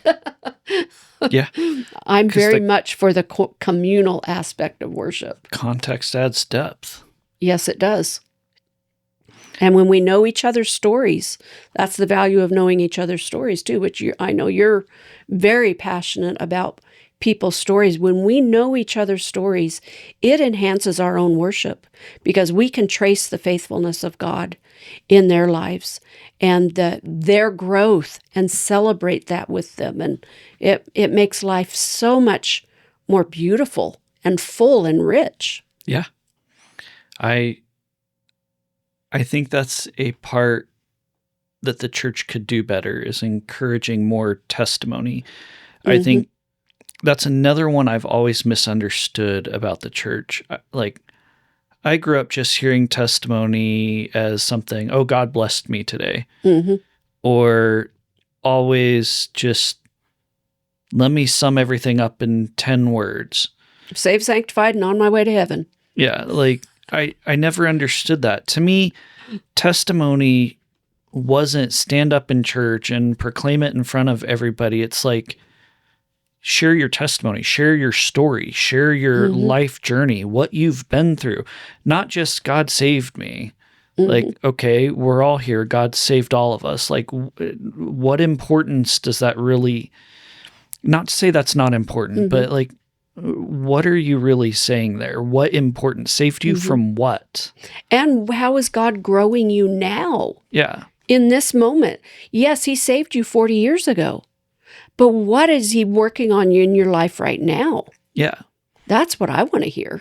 So to me, it's like, testimony isn't stand up in the pews or chairs and say a few lines in front of the people. It's like, maybe it's more small group. Maybe it's going to lunch with someone and, this is what I walked through. This is what I struggled with or am struggling with now, and what's being worked on in me. Like, I always heard testimony different, and it always annoyed me to have the people stand up and just give a 2-line sentence. It's like, maybe it's my love of big books, but give me the context, give me the story. Yeah. Like, that's what's going to move people. That's what's going to matter. If I just stand up and say, God saved me, like, people are like, okay, and God saved him and her and him and her, so what? But if I say, this is what I walked through, this is how he was in my life, they're entranced. Like, that's what moves people. That's what draws people in. People don't want to hear God saved me. People want to hear, I was a drug addict or alcoholic, walked through this, struggled. And when I gave my life to God, everything turned around. Or alternatively, I never walked out into sin. I never got into drugs. I never went astray. But I had a shallow relationship with God. And now I'm growing in my relationship with God. So it doesn't have to be some dramatic, No. I was this awful person. It can, for those of us that have been in church our whole lives, we don't have those kind of stories, but we still have a story. Yes. Of also what we were kept from, what we didn't go out into, but also growing our relationship from a place where, well, this is what I've always known, but this is when it became real. This is how it's real to me, not just my family faith, but my personal faith too. And yeah, those are important stories. I just wish people would understand that and tell their story more. I understand, and I don't, the fear of sharing your story. I mean, people are plagued by shame, plagued by fear of judgment. My experience is there may be a couple people that judge you, but the vast majority, almost all people, are so worried about being ashamed of their own story that they aren't going to say a single thing about you except secretly admire that you were brave enough to tell it. Like, we spend a lot of time thinking about what other people are thinking about us, but really they're so busy thinking about their own selves too that we get all hung up on shame and embarrassment when they're not even really even thinking about us. Yeah, you haven't crossed their mind in that way. Most people look at you more like, wow, you're going through a lot. How are you holding it together? I could never do that. Yeah. Not like, oh, you're handling that terribly. Like, people are far more generous with their thoughts of others if they have thoughts of others. Right. If they are not so busy on their own thoughts. Yeah. Well, are there any other books that have stood out? I had two here I just wanted to touch briefly on, but... Well, these are my favorite ones, pretty much. I have Invitation to a Journey, which was really instrumental in helping me understand that he calls, I think it's discipleship, he says, is the process of being, it's something like this. It's not an exact quote, but pretty close. The process of being transformed more and more into the image of Christ for the sake of others. And I love that focus again on, I am not transformed and changed just so I can say I'm saved, sanctified, and on my way to heaven, which is the testimony that I heard mostly when I was growing up. People would stand and say, I'm saved, sanctified, and on my way to heaven. Well, that's nice. But that we are saved and we are transformed for other people, for their sake, so that we can minister Christ to other people. And so that's been a really incredible book for me as well.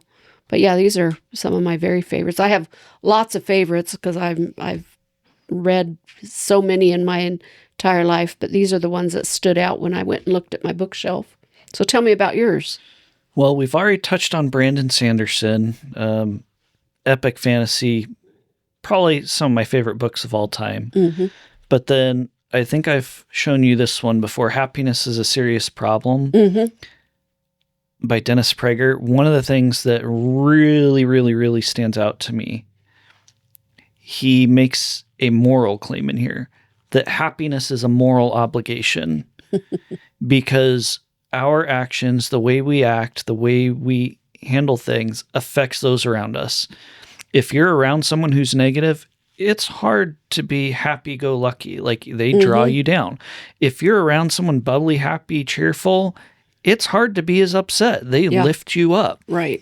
So we have a moral obligation to strive to be happy because of the impact it has on others around us. And he talks a lot about gratitude as being a prerequisite to happiness. Like, you need to be grateful. Well, and gratitude, actually, a book that I'm working on right now is Life-Changing Art of Self-Brain Surgery, and written by a neurosurgeon. And you can actually see on an MRI gratefulness changing your brain and the way that your brain is functioning. They can see it scientifically. And so, yeah, gratefulness, it will change your brain structure and make you a happier person. And so, yeah, that's... Honestly, it's a simple read, but it's one I would, outside of the Bible, obviously, but if there's one book right now that I would say everybody should read and I would put it on everybody's list, that's one. The other two books I haven't read all the way through, but I thought they were interesting and highlighted the durability of stories. So there's another episode I want to do. I've pitched it to a couple pastors and I just have to find the right one willing to. But I want to dive into, like, the Bible obviously is a book, a collection of books that have been written across a long period of time. Jesus talked in parables. Like, there's something powerful to story and narrative. So what has made the Bible story so enduring? That's kind of the same lens I'm looking at these two books for. It's like the Brothers Grimm collection of all the fairy tales. What have made fairy tales? What about the narrative structure? What about what they're teaching us? Or what has made those so enduring? Because the fairy tales have been around for a very long time. And same with like Aesop's fables. That's another one. Like Aesop's fables have just endured. You know, everybody knows the tortoise and the hare. Slow and steady wins the race. Like, there's things in these that you don't even, a lot of people don't even realize where they trace back to. Right. But like, I find it fascinating. You know, people are going to forget you and I a generation or two after we're gone. People don't know, like, they've forgotten the author. But the stories, the narrative, the stories stick with them, are timeless. They are just living. The Bible has lived forever. So, like, I just found those two ones interesting, like, as a study. Like, what about the narrative? What about the stories? What is it that makes narrative and stories so enduring when we have relationships? But it's like, if I was gone, you would remember me. If you were gone, I would remember you. There's a relationship between us, but a couple generations removed, they didn't have that relationship with us. Right. But you can almost have a relationship with stories and narrative. And I'm curious, like, is that relationship, is that part of what makes this enduring? Is there something else specific to the stories and narrative? Yeah, that'll be a good episode once you find the right person to have that conversation with. And I wonder if there's a book out there that's been written about that. There probably is. That's the way my mind immediately works is, oh, I'm going to go research this and see what I can find. I don't know. It's maybe a weird way of looking at things, but there's another podcast I listened to, and he said, you know, a lot of people are very upset hearing that no one will remember you in a generation or two. And talking about shifting your mindset and gratitude, it's like, that's the most freeing phrase I've ever heard. That means no mistake I made is going to be remembered. So live my life. Go do the things I want to do. Explore. Create the business. Write the book. Write the blog. Like, there's no mistake I can make that's going to last the life of the world. Like, live the way we should be called to live. Right. And so it's like, there is a certain freedom in that. Yeah. I think that's one of the things that getting older, you start realizing that. You start getting a little more freedom because you realize that, like we mentioned earlier, nobody's thinking about you anyway. They're not obsessing about you like you're obsessing about how they're obsessing about you. And just there's this, you know, I'm 60 now and I'm realizing a little more freedom in just living and not worrying about it. It's quite freeing. Yeah. For a long time, you looked at your scrupulosity as, oh, I'm crippled and people are looking down at me. And then you start talking to people and it's like, Debbie, your strength. And you're like, what do you mean, my What do you strength? mean, my strength? I have no strength. Are you seeing the same person Yeah. I'm seeing? No, obviously not. But yeah, it's as I am getting to know who I really am, it's almost amusing to me. Because to do something like this, I would have laughed in your face if you had ever told me I would do a podcast or write a book or lead workshops or whatever, because I was so bound by, especially the social anxiety, and to be released from that and realize nobody's thinking about me anyway. If I make a mistake, they're not going to think about it a week from now, No. So it frees you, and it's fun to get to know who I really am and lay aside the parts that were the shadow parts of me that don't really, to just integrate what needs integrated and let go the stuff that's not the real me anyway. Yeah. I'm super curious your thoughts really quick. If you had to nutshell your thoughts on narrative and story outlasting like memories of people. I think part of narrative and story is when it speaks to the human condition, then it's enduring. When it speaks to common everyday choices, the choice between self and giving for others' sake, the choice of taking your weakness and letting it be your strength. Those are things that almost every person can identify with. And I think that's part of what makes stories enduring, what makes fairy tales and those kind of things enduring also is especially little children as they're growing, that knowledge that good wins. Of course we know good doesn't always win. The fairy tale doesn't always happen. The all of that, but kids can learn from that, and then they carry that with them and can see good and can see hope, and there's something beautiful about people overcoming hardship, which is a lot of fairy tales and a lot of things like that, and have as their theme, and people can identify with that, and that makes them enduring as well. So I'm curious. That's just off the top of my head. I'm curious one more aspect on that. We'll use the term evolution, the evolution of fairy tales, because some of these fairy tales are not happy the way we portray them now. They were, dark, to use their names, they were very grim. Yes. So I think of this in terms of the Bible too, because the Bible was passed down auditory, word of mouth, not written down for a long time. Right. So how do stories and how we interpret them, it almost feels like when we're passing some of this stuff down, it's like playing a game of telephone. Yeah.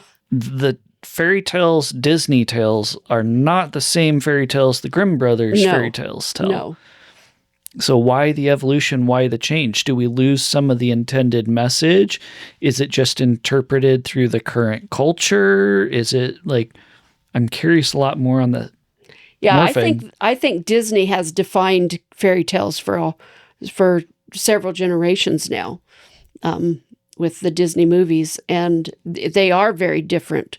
And some of the warning aspects of fairy tales and fables have been lost, because there was, in many of them, a warning aspect.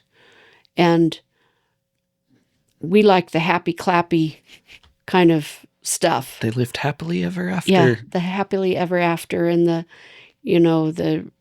flowers and singing and all of that. And I do think we have lost something in not keeping some of the darker aspects of fairy tales and all. And I'm not an expert on fairy tales. It's been years since I've read, probably since you guys were little, since I've read them. But yeah, it's an interesting question of how our society has evolved. And I think of Shrek. Shrek takes fairy tales and turns them on their heads. And it's endlessly amusing to me for it to do that. And I love to watch Shrek. I know there are people that think it's just almost an abomination, but I find it highly amusing because it takes the stereotypes and just upends everything. Just upends everything and chaos. And yeah, it's an amusing one to me, but I don't know where that fits in this whole conversation. I can't help but think of Shrek when I think of fairy tales and I just think of onions and all the layers. Onions have parfaits. Parfaits have layers. Yeah, I think that was an important part of a lot of fairy tales early on, was the warning nature. Mm-hmm. And I think there's a danger in sanitizing things. Mm-hmm. And I feel like we have sanitized. I think that's also why I enjoy adding some of, like, to go back earlier, some of the gray. Like, I don't want gray for gray's sake. But I feel like if everything's just made to be black and white, then you make life simple and you don't see the consequences that weigh decisions and going back and forth. And I feel like the fairy tales gave a lot of, like the premise of the podcast, we learn more through narrative and story than a slogan. Like we've learned far more through stories than almost we have the 10 Commandments, right? The 10 Commandments should be very straightforward. Memorize them, act them out. Life would be so much better for everyone, period. But that is the smallest part of the Bible. Like, that is a small section. How many parables did Jesus tell? How many stories? How big is the Bible? Full of endless stories. If it was as simple as give a list of rules, that's what we would have. It would have been written and the world would be great. It's not. We learn through stories. And so we need those warnings. Everything can't be puppy dogs and rainbows. Like, there is dark, and we need to confront that. We need some of the warnings. You need to see the consequences of that. Jordan Peterson talks a lot about, like, learning through stories, like our rational mind. One of the benefits that we have over the animals is we can think into the future. We can read something and live through something without living the actual consequences. Right. So we can walk through the steps of a character taking actions and see how those turn out and say, yeah, that's probably not something I should do. Yeah. It's not useful if all we ever see is they walked this path and now they're rich and famous. Yeah. They walked this path and now they're married happily ever after. And then if you walk that same path and it doesn't happen for you, what's wrong with me? Yep. Yeah, and it's the same with people reading the Bible in the that mindset of, well, if I'm perfect, then God will bless me.